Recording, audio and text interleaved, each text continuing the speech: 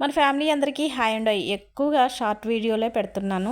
ఈరోజు ఒక పెద్ద లాంగ్ వీడియో పెడదాం అనుకున్నాను. ఉదయం 5:30కి లేచిన దగ్గర నుంచి మధ్యాహ్నం భోజనాలు అయిపోయే వరకు ఒక వీడియో చూపిద్దామని ఇలా వీడియో తీసాను. నేను ఎక్కువ శాతం ఉదయం 5:30 ఆ ప్రాంతంలో నిద్రలేస్తానండి. ఇక నిద్ర లేవగానే తూర్పు గుమ్మం తలుపు తీసి తులసమ్మకి నేను ముందు దండం పెట్టుకుంటానండి. అలాగే మళ్ళీ ఇంట్లో కూడా దేవుళ్ళకి దండం పెట్టుకొని మిగతా పనులు స్టార్ట్ చేస్తాను. ఫస్ట్ మోటర్ వేసి టబ్బులకి బకెట్లకి నీళ్ళు పడతానండి. అంటే బట్టలు ఉతుక్కోవటానికే మోటర్ వేస్తే ఎక్కువ ట్యాంక్కే వెళ్తాయి, ఇక అయ్యే ఎక్కువ వాడతాము. కాకపోతే ఇలా పొద్దున్నే బట్టలు ఉతుక్కోవటానికి నీళ్ళు పడతానండి. ఇక అవి నీళ్ళు పాటు బకెట్లకి టబ్బులకి ఇక నీళ్ళు పట్టుకుంటా ఇలా బ్రష్ చేస్తాను. అయితే ఇవి కూడా చూంచాలా అని అనుకోవద్దు, ఇలా పనులు చేసుకుంటాను అని చూపించడానికి మాత్రమే ఇలా చూపిస్తాను అనమాట. ఈ టబ్బులకి బకెట్లు అన్నిటికీ ఈ నీళ్ళు పట్టేసే లోపల బ్రష్ చేస్తాను. నిజం చెప్పాలంటే ఇంతకుముందు నిద్ర లేవగానే తులసిమ్మకి దండం పెట్టేసుకొని ఇక చీపిరి పట్టుకొని ఊడిసి నీళ్ళు చిమ్మటం మొదలెట్టేదాన్ని. చాలామంది మన వాళ్ళు చెప్పారు ముందు బ్రష్ చేసి పళ్ళు స్టార్ట్ చేయండి అని. ఇక అప్పటి నుంచి అలానే చేస్తున్నానండి. బ్రష్ చేసిన వెంటనే బట్టలు తడిపి పెడతాను సర్పేసి. అంటే కసు ఊడిసి నీళ్ళు జిమ్మేలోపు ఈ బట్టలు నానతాయి అన్నట్టు ముందుగానే ఈ బట్టలు తడిపి పెడతానండి. చాలామంది చెప్తారు తులసిమ్మ దగ్గర నువ్వు స్నానం చేసిన తర్వాత ముగ్గేయాలని. నేనైతే తులసిమ్మ దగ్గర ముందు ముగ్గు పెట్టనండి. మామూలుగా తులసిమ్మ అంటే గుమ్మం ముందు వేరు, తులసిమ్మ దగ్గర ఒక ముగ్గు, గుమ్మం ముందు ఒక ముగ్గు పెడతాను. అంటే కొంచెం ప్లేస్ ఎక్కువ ఉందనుకోండి, ప్లేస్ ఎక్కువ ఉంటే తులసిమ్మ ఒకసాట, గుమ్మం ఒకసాట. అప్పుడు తెల్లవారుజామునే గుమ్మం ముందు వేసుకోవచ్చు, స్నానాలు చేసిన తర్వాత తులసిమ్మ దగ్గర వేసుకోవచ్చు. కానీ ఏది ముగ్గండోయ్. కానీ మాకు ప్లేస్ చాలా తక్కువ. అంటే ఇప్పుడు ఇల్లున్న ప్లేసు పొడవు ఎక్కువ, వెడల్పు తక్కువ. ఆ పొడవు ఎక్కువలోనే 2 షాపులు, మా బావగారి ఇల్లు, మా ఇల్లు అనమాట. ఇక నడిచే దారి వరకు 5 అడుగులు మాత్రమే. ఇక ఆ 5 అడుగుల మందంలోనే నేను గుమ్మం ముందు తులసిమ్మను పెట్టుకున్నాను. కాబట్టి ఇప్పుడు ఆ గుమ్మం ముందే ముగ్గేస్తానండి, తులసిమ్మ దగ్గర తర్వాత వేస్తాను.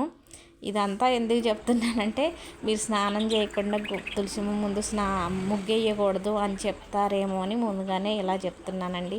మనకున్న దాంట్లో కొన్ని సర్దుకుపోవాలి కదా. మనకున్న దాంట్లోనే మన భాగ్యం, ఈ మాత్రం ఉంటమే మన భాగ్యం అని సర్దుకుపోవాలేండి. కానీ ఇక మా వారు తోటకి వెళ్ళటానికి బయలుదేరారు. నేను గేటు తీద్దామని ఇంకొక విధంగా కూడా అలా బయటికి వెళ్తున్నాను. అయితే ఇంతకుముందు రోజు కాఫీ తాగి తోటలోకి వెళ్ళేవాళ్ళు పెందలాడ వెళ్ళాలంటే. కానీ ఇప్పుడు కాఫీ కూడా తాగట్లేదు. అది నా వల్లే అండి. ఎందుకంటే అసలు కాఫీ అలవాటయ్యింది నా వల్లనే, ఇప్పుడు తాగకుండా వారు ఉండేది నా వల్లనే. కొన్ని సంవత్సరాల వరకు కూడా అందరం కలిసి ఉండి ఒకసారే కూర్చొని టీ కానీ కాఫీ కానీ తాగేవాళ్ళం కదా. మా వారు ఎప్పటి నుంచో టీ అలవాటు లేదులేండి.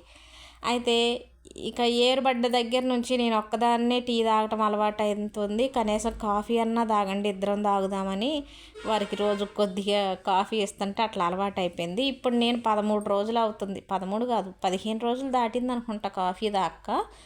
నేను తాగట్లేదని నువ్వు కాఫీ తాగట్లేదుగా, నాకు కూడా వద్దులే, నాకు అసలు దాని మీద అంత ఇంట్రెస్ట్ లేదులే అని ఆయన గారు కూడా తాగట్లేదు. ఇక వారు అటు తోటలోకి వెళ్ళిపోయారు. నేను ఇంట్లోకి వచ్చేసి రాత్రి కడిగిన గిన్నెలన్నీ సదిరేసానండి.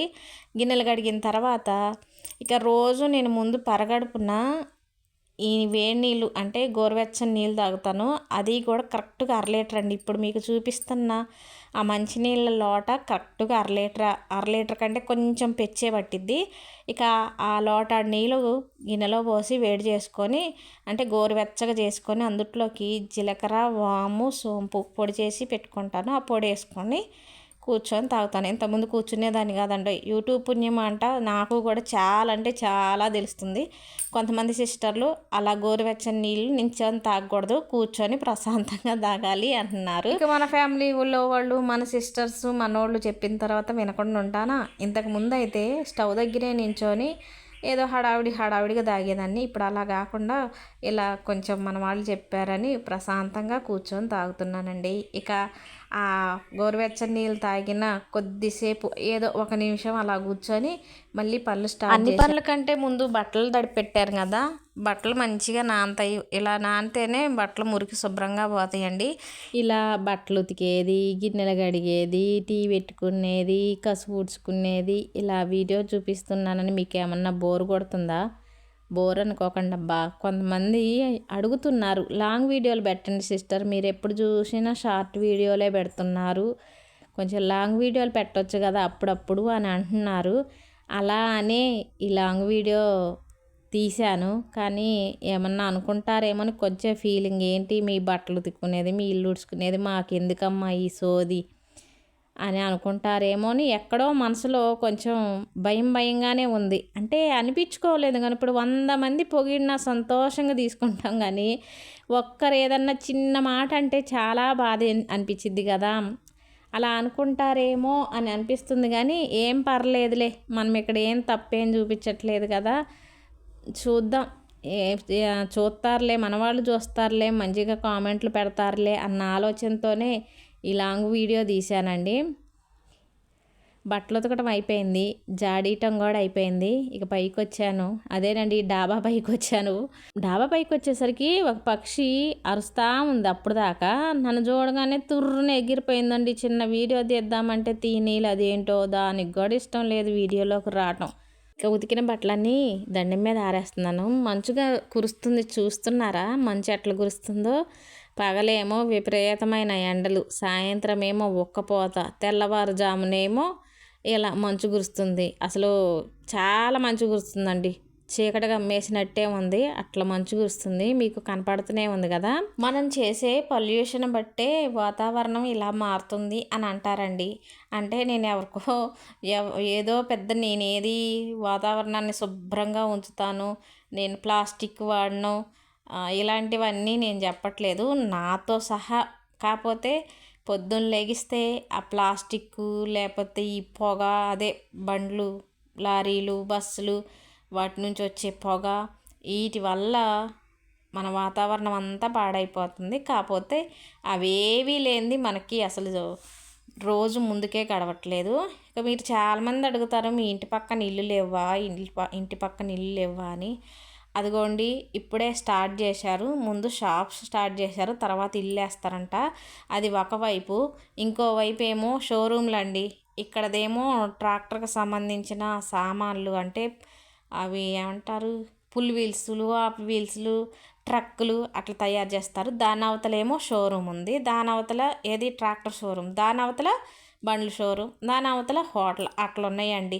ఇక బట్టలు ఆరేసి కిందికి వచ్చిన తర్వాత బట్టలు ఉతికిన కాడ కడిగేసి మళ్ళీ ఇంట్లోకి వచ్చి టీ పెట్టుకుంటున్నానండి. టీ అంటే టీ పొడి వేసి కాదు, ఓన్లీ గిన్నెలో 1 గ్లాసు నీళ్ళు పోసేసి అల్లం దంచి వేసి జీలకర్ర కొద్దిగా వేసి ఆ నీళ్ళు మసిలిన తర్వాత, బాగా మసిలిన తర్వాత 1 స్పూన్ తేనె, 1 నిమ్మకాయ చెక్క చిన్నది పిండేసి, ఆ నీళ్ళు బాగా మసిలి ఉన్నాయి కదా, మసిలిన అంటే జీలకర్ర అల్లం వేసి మసలబెట్టిన నీళ్ళు ఈ గ్లాసులో కొడపోసుకొని, ఇక మళ్ళీ ఆ స్పూన్తో ఒకసారి అలా ఇలా తిప్పేసుకొని తాగాలండి. తాగుతున్నానండి, తాగాలని నేను చెప్పట్లా, తాగుతున్నాను.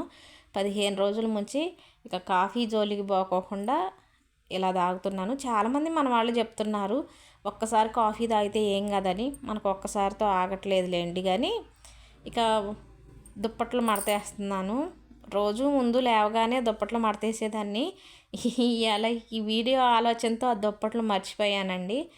ఆ వేడి నీళ్ళు తాగిన తర్వాత దుప్పట్లు మడతేసి ఇల్లంతా ఊడుస్తున్నాను.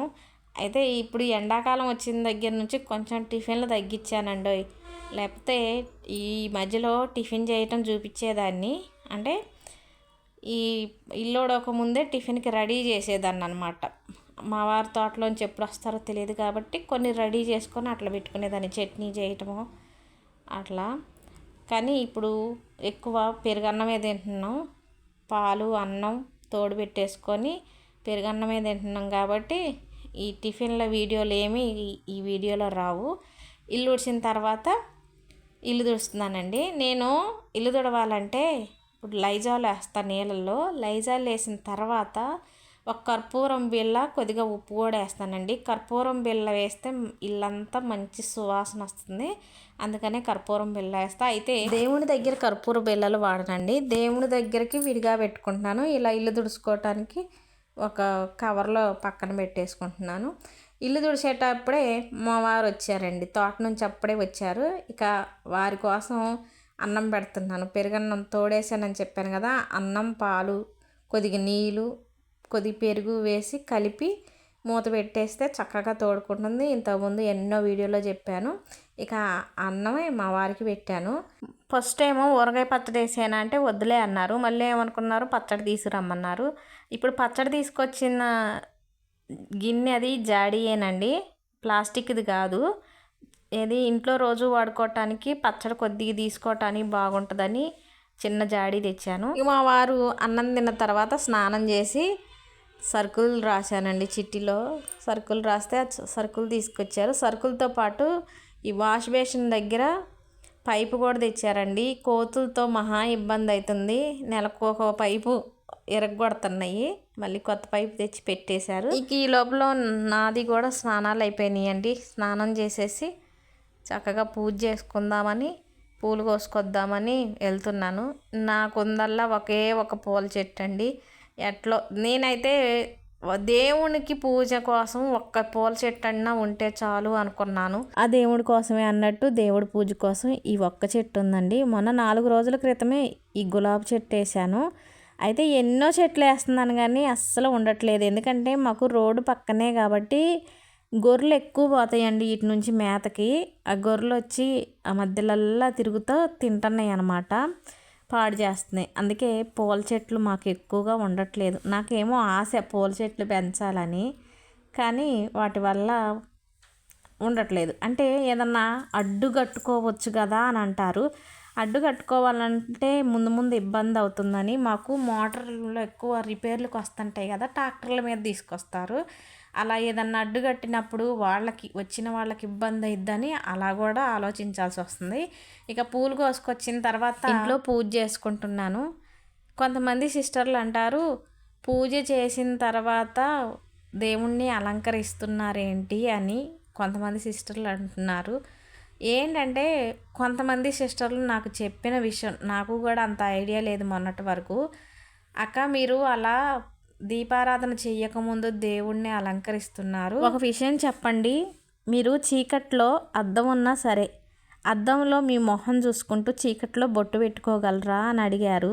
అవును, నిజమే కదా, ఆలోచించాల్సిన విషయమే.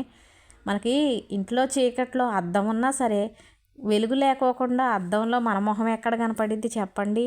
అంటే వాళ్ళు చెప్పింది ఏంటంటే వెలుగులో దేవుడికి అలంకరణ చేయాలి కానీ అలంకరణ చేశాక దీపారాధన కాదు అని చెప్పారు. అందుకని నాకు కూడా అది నిజమే అనిపించి అప్పటి నుంచి ముందు దీపారాధన చేసి అప్పుడు అయ్యవార్లకి అమ్మవార్లకి పువ్వులు పెడుతున్నాను అనమాట. నిజంగానే ఇలా బాగుంది కదా. ఇక పూజ అయిపోయిన తర్వాత కొంచెం చిన్న పనులు చూసేసుకొని నేను కూడా పెరుగన్నం తింటున్నానండి. పెరుగన్నం తిన్న తర్వాత మళ్ళీ వంట రెడీ చేస్తున్నాను. వంట అంటే ఏం లేదు, ఈరోజు స్పెషల్ ఏం లేదు. ఎప్పటి నుంచో మజ్జిగ చారు చేద్దాం అనుకుంటున్నా. మా వారేమో రేపు చేద్దువులే అంటున్నారు. కాదు, కూడదని ఈరోజు స్టార్ట్ చేశానండి. ముందు పచ్చిమిరపకాయలు ఒక 4, ఉల్లిగడ్డ పెద్దది ఒకటి కట్ చేసి పక్కన పెట్టాను. ఈ మజ్జిగ చారు చేసుకునే విధానంలో చిన్న మార్పు చేస్తే టేస్ట్ అయితే ఇంకా బాగుంటుందండి. ఏంటంటే మనం తాలింపులో ఎండుమిర్చి, పచ్చిమిర్చి, ఉల్లిగడ్డలు అన్నీ కలిపేస్తాం కదా, అలా కాకుండా ఫస్ట్ ఎండుమిర్చి ఇలా విడిగా వేయించి పక్కన పెట్టేసుకొని అదే కళాయిలో ఆవాలు, జీలకర్ర, కరివేపాకు, పచ్చిమిర్చి వేసి పచ్చిమిర్చి వేగిన తర్వాత ఉల్లి ముక్కలు వేసుకొని ఉల్లి ముక్కల్లో కొద్దిగా పసుపు వేసుకొని ఒక్క నిమిషంలో స్టవ్ బంద్ చేసుకోవాలి. ఈ ఉల్లి ముక్కలు ఎక్కువగా వేగే పర్లేదు ఈ మజ్జిగ పులుసుకి. మిరపకాయలు చూసేసారు కదా, పెట్టక్కన ఇరిగేటట్టు వేయించుకోవాలన్నమాట. అంటే గలగల్లాడేటట్టు వేయించుకున్న మిరపకాయలు అయితే ఈ మజ్జిగ చారు బాగుంటుంది. అలా వేగిన మిరపకాయలని రోట్లో వేసి నూరుకోవాలి. మెత్తగా మెదిగే పర్లేదు, కచ్చాపచ్చ మెదిగినా సరిపోతుంది. ఇక పెరుగు ఒక గిన్నెలోకి తీసుకొని కొద్దిగా నీళ్ళు పోసి ఉప్పేసి వేయించి పెట్టిన ఈ ఉల్లి ముక్కలు, పచ్చిమిర్చి ముక్కలు కూడా వేసేసి మనం రోట్లో నూరుకున్నాం కదా కారపొడి, ఆ కారపొడి కూడా వేసేసి చక్కగా గరిటతో తిప్పుకుంటే భలే కమ్మగా ఉంటుందండి. మా అమ్మమ్మ అప్పట్లో ఇలా చేసేది. అయితే మిరపకాయని ఇలా రోట్లో వేసి నూరేది కాదు, చేతితో నలిపేసేది. నేనైతే చెయ్యి మంట పుట్టిద్దని రోట్లో నూరానండి. చాలా బాగుంటుంది. ఇక్కడ ఉప్పు వేసానండి, కానీ వీడియోలో కనిపించలేదు. ఉప్పు రుచికి సరిపడా ఉప్పు వేసుకోవాలి. ఇక మజ్జిగ చారు చేసి పక్కన పెట్టేసి బియ్యం కడుగుతున్నానండి. అప్పుడే అన్నం వండను, కాకపోతే బియ్యం కడిగి అక్కడ పెట్టేసి ఎప్పుడు తిందాం అనుకుంటే అప్పుడు ఒక 10 నిమిషాల ముందో 15 నిమిషాల ముందో స్టవ్ మీద పెడతాను. బియ్యం కడిగిన తర్వాత తలదూక్కుంటున్నానండి.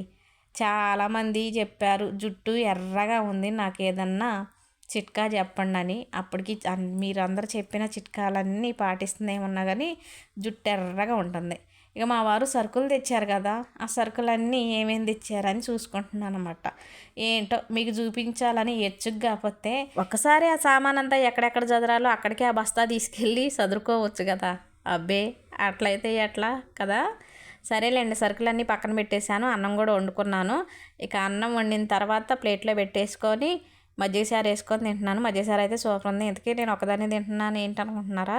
మన తోట పక్కన తోట వాళ్ళు మొన్న వచ్చారని చెప్పాం కదా, మనం పామాయిల్ వేసాం కదా, పామాయిల్ చూసి మేము కూడా పామాయిల్ వేస్తాం రెడ్డి గారు అన్నారట. ఇక వాళ్ళకి మొక్కలు మాట్లాడటానికి అశ్వారాపేట వెళ్ళారండి. ఈ వీడియో అయిపోయింది. బోర్ కొట్టించినట్టయితే ఏమనుకోకండి అబ్బా ప్లీజ్.